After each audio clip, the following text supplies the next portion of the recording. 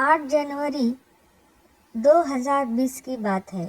पन्ना अजयगढ़ में सर्दी का भारी प्रकोप था। पवई थाना क्षेत्र के बधाई गांव का रहने वाला संजय चौधरी खेतों की रखवाली के लिए रात को खेतों पर ही सोता था। उसके पिता मलुआ चौधरी भी खेत पर ही सोते थे। घर खेत के करीब ही थे। 8 जनवरी की रात को दोनों बाप बेटे खेत पर सोने गए थे, जबकि घर पर संजय की पत्नी मायाबाई और माँ कुसुम थी। सुबह को संजय की पत्नी मायाबाई ने उसे फोन कर बताया कि थोड़ी देर पहले वो सोकर उठी तो उसके कमरे का दरवाज़ा बाहर से बंद मिला। मायाबाई ने उसे आगे बताया कि फ़ोन लगाने से पहले उसने सासू माँ को कई आवाज़ें दी थी, लेकिन जब उनकी तरफ से कोई उत्तर नहीं मिला तब उसने उन्हें फ़ोन लगाया। कहीं ऐसा तो नहीं कि अम्मा दिशा मैदान चली गई हो, तुम इंतज़ार करो, हो सकता है थोड़ी देर में आ जाए। संजय बोला, मैं काफ़ी देर से उनका इंतज़ार कर रही हूँ। आज तक वो बाहर से दरवाज़ा बंद करके कभी नहीं गई। आप जल्दी दरवाज़ा खोल दो, मायाबाई ने पति से कहा। पत्नी की बात सुनकर संजय घर पर पहुंच गया। उसने कमरे का दरवाज़ा खोला तो माया बहुत घबराई हुई थी। संजय ने उससे पूछा तो उसने कहा कि पता नहीं किसने कमरे का दरवाज़ा बंद कर दिया था। इसके बाद मियाँ बीवी दोनों माँ के कमरे में गए तो वह कमरे में नहीं थी। कुछ देर तक दोनों ने उसके लौटने का इंतज़ार किया। काफ़ी देर बाद भी जब वह नहीं लौटी तो संजय ने खेत पर जाकर पिता को यह जानकारी दे दी। मायाबाई भी खेत पर पहुंच गई थी। पत्नी के गायब होने की बात सुनकर मलुआ चौधरी भी परेशान हो गए। उनके एक खेत में अरहर की फसल खड़ी थी। मायाबाई पति के साथ जब उसी खेत के किनारे पे जा रही थी तभी संजय की नज़र अरहर के खेत में पड़ी। एक लाश पर गई। वह लाश के नज़दीक पहुंचा तो उसकी चीख निकल गई। लाश उसकी माँ कुसुम की थी। उसकी गर्दन के आसपास कई जगह कुल्हाड़ी के गहरे घाव थे। खून से सनी कुल्हाड़ी भी वही पड़ी थी। इससे लग रहा था कि किसी ने उसी कुल्हाड़ी से उसकी हत्या की है। संजय की चीख पुकार पर पास के खेतों में सो रहे किसान कन्हैयालाल और मांगीलाल भी आ गए। कुछ देर बाद संजय ने यह खबर डायल 100 को दे दी। कुछ देर बाद पुलिस घटनास्थल पर पहुंच गई। डायल 100 के एक पुलिसकर्मी ने मामले की जानकारी पवई थाने के टीआई एसपी शुक्ला को दे दी। महिला की हत्या की सूचना मिलते ही थाना प्रभारी सिपाही संजय को साथ लेकर घटनास्थल पर पहुंच गए। टीआई ने घटनास्थल का निरीक्षण किया। मृतका कुसुम के शव से बहा खून अभी भी सूखा नहीं था। इससे टीआई समझ गए कि घटना सुबह हुई है। उन्होंने सोचा कि जब कुसुम दिशा मैदान के लिए खेत में आई होगी तभी किसी ने उसकी हत्या कर दी, लेकिन शव के पास लौटा वगैरह नहीं था। सवाल यह उठा कि अगर कुसुम शौच के लिए नहीं आई तो खेत पर सुबह सुबह क्यों आई। हत्या की खबर पाकर SP Mayank Awasthi, DSP Pawai DS Parihar भी मौके पर पहुंच गए। उन्होंने भी मौका मुआयना किया। टीआई द्वारा पूछताछ करने पर कुसुम के पति मलुआ और बेटे संजय ने किसी से दुश्मनी होने की बात से इनकार कर दिया। संजय की पत्नी मायाबाई ने भी सारी जानकारी पुलिस को दे दी। इसके बाद पुलिस ने उनके घर का मुआयना किया। पूछताछ करने पर टीआई को कुसुम के किसी परिचित पर ही हत्या का शक था, क्योंकि जिस कमरे में कुसुम सो रही थी वहाँ किसी संघर्ष के कोई निशान नहीं मिले थे। इससे लग रहा था कि कुसुम अपनी मर्जी से उठकर ही बाहर आई थी। मायाबाई के कमरे का दरवाज़ा बाहर से बंद किए जाने को लेकर टीआई का मानना था कि संभव है कुसुम के गांव के किसी आदमी से अवैध संबंध हो। उसका आशिक रात में कुसुम से मिलने घर आया होगा।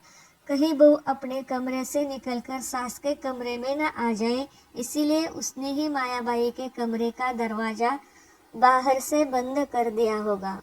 इसके बाद किसी बात को लेकर कुसुम का उसके प्रेमी से विवाद हुआ होगा। इसी के चलते उस व्यक्ति ने कुसुम की हत्या कर दी होगी। लेकिन 56 साल की कुसुम का प्रेम पुलिस के गले नहीं उतर रहा था। फिर भी टीआई ने पुष्टि के लिए गांव में कुसुम के चाल चलन की जानकारी जुटानी शुरू की। उसमें पुलिस को कुछ भी संदिग्ध नहीं लगा था, सिवाय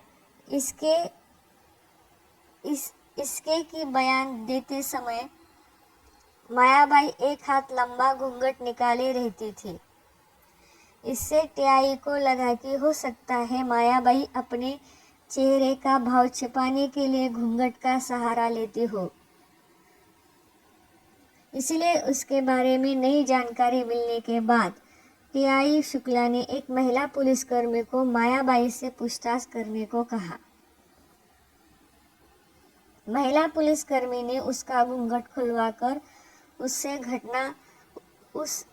घटना वाली रात के बारे में कई सवाल पूछते हुए अचानक से पूछा, अच्छा यह बता कि हल्के तेरे पास कितने बजे आया था? हल्के का नाम सुनते ही मायाबाई का चेहरा बुझ गया।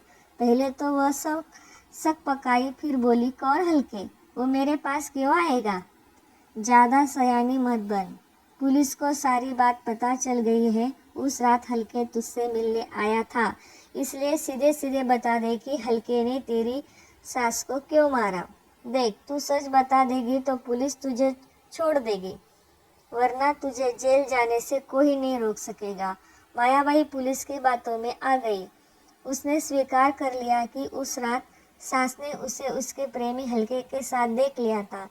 इसके बाद हालात ऐसे बने कि उसने प्रेमी के साथ मिलकर सास की हत्या कर दी। पुलिस पूछताछ में बहू के इश्क में सास के कत्ल की कहानी इस प्रकार सामने आई।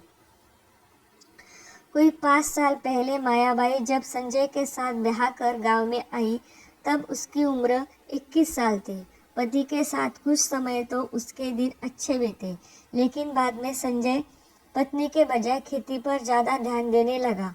पत्नी की भावनाओं को नज़रअंदाज करते हुए वह घर के बजाय रात को खेतों पर ही सोने लगा। ऐसे में मायाबाई की नज़रें पड़ोस में रहने वाले युवक हल्के चौधरी से लड़ गई। वह मायाबाई से 2 साल छोटा था और उसे भौजी कहता था।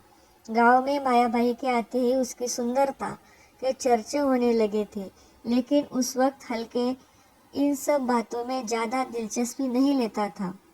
धीरे धीरे उसकी उम्र बढ़ी तो उसके मन में भी मायाबाई की खूबसूरती गुदगुदी करने लगी। मायाबाई के कच्चे मकान में कच्चा बाथरूम बाहर आंगन में था, जो हल्के के घर से साफ दिखाई देता था। इसलिए 20 साल की उम्र तक आते आते जब हल्के के मन में जवानी की तरंगें उछाल मारने लगी, तो वह मायाबाई को नहाते हुए छिपकर देखने लगा। इसी बीच करीब साल भर पहले एक दिन नहा रही मायाबाई की नज़र हल्के पर पड़ गई। उसने उससे कुछ नहीं कहा। वह समझ गई थी कि हल्के चौधरी की जवानी अंगड़ाई ले रही है। फिर मायाबाई के मन में भी चुहल करने की बात घर कर गई। अगले दिन से वह चोरी छिपे ताका झाकी करने वाले हल्के को अपने रूप के और भी खुले दर्शन करवाने लगी। मायाबाई ने यह खेल हल्के के मन में आग लगाने के लिए खेला था, लेकिन धीरे धीरे उसने न केवल इस खेल में मजा आने लगा, बल्कि हल्के के प्रति उसके मन में भी चाहत पैदा हो गई। हल्के का मायाबाई के घर आना जाना था, इसीलिए जब भी हल्के मायाबाई के घर आता तो वह उसके हंसी मजाक करती, जिससे कुछ दिनों में हल्के की समझ में भी आ गया कि मायाबाई उसके मन की बात समझ चुकी है। इसलिए एक दिन दोपहर में वह उस समय मायाबाई के घर पहुंचा जब वह घर पर अकेली थी। मायाबाई को भी ऐसे ही मौके का इंतज़ार था। उस रोज मायाबाई ने बातों बातों में हल्के से पूछ लिया, हल्के, तुम मुझे ये बताओ कि तुम्हारी कोई प्रेमिका है? नहीं, हल्के चौधरी ने जवाब दिया। क्यों? अभी तक क्यों नहीं बनाई? तुम्हारा मन तो होता होगा? मायाबाई ने पूछा। नहीं, हल्के ने झूठ बोला। मन नहीं होता तो फिर छिप छिप कर मुझे नहाते क्यों देखते हो?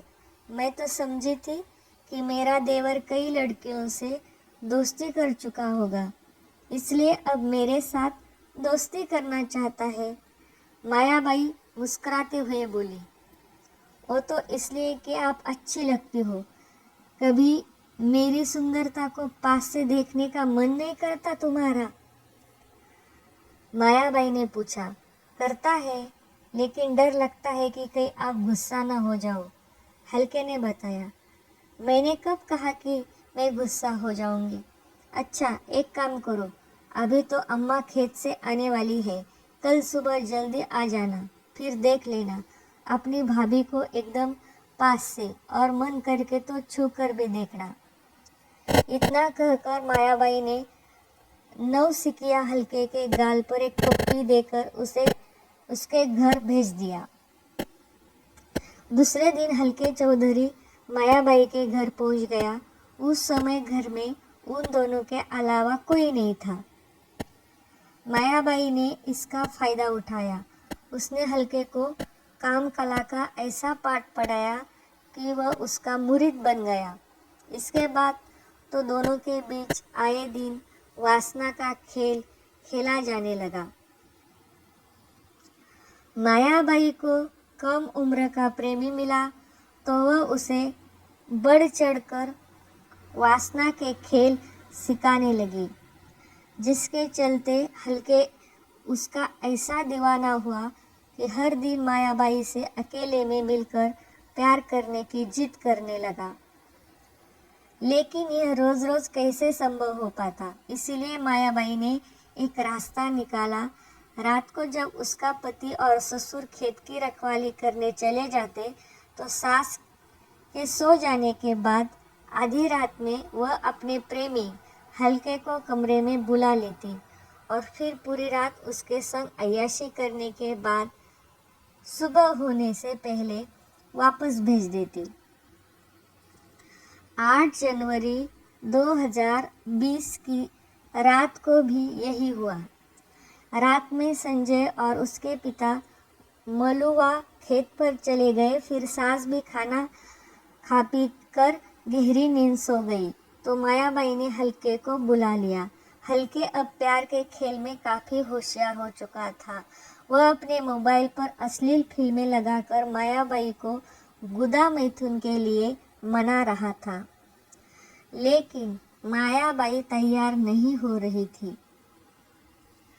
उस रोज हल्के ने जीत की तो मायाबाई गुदा मैथुन के लिए राजी हो गई।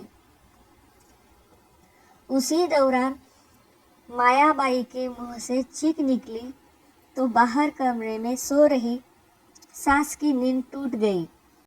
अनुभवी सास ऐसी चीख का मतलब अच्छी तरह जानती थी, सो उसने उठकर चुपचाप बहू के कमरे में जाकर देखा तो पड़ोसी हल्के के साथ बहू को अय्याशी करते देख उसकी आंखें फटी रह गई। सास ने गुस्से में किवाड़ पर लात मारकर दरवाजा खोला और मायाबाई और हल्के को खूब खरी खोटी सुनाई। सास बहू की करतूत अपने बेटे को बताने के लिए रात में ही खेत पर जाने लगी। यह देखकर मायाबाई के हाथ पैर फूल गए। उसने पास पड़ी कुल्हाड़ी उठाकर हल्के के हाथ में पकड़ाते हुए कहा कि वह सास की कहानी खत्म कर दे, वरना उनके प्यार की कहानी खत्म हो जाएगी। हल्के के हाथ पैर कांपने लगे।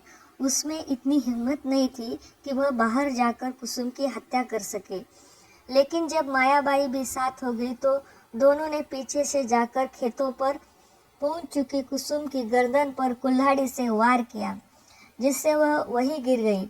इसके बाद उसके शरीर पर कुल्हाड़ी से कई बार और किए, जिससे कुसुम की मृत्यु हो गई।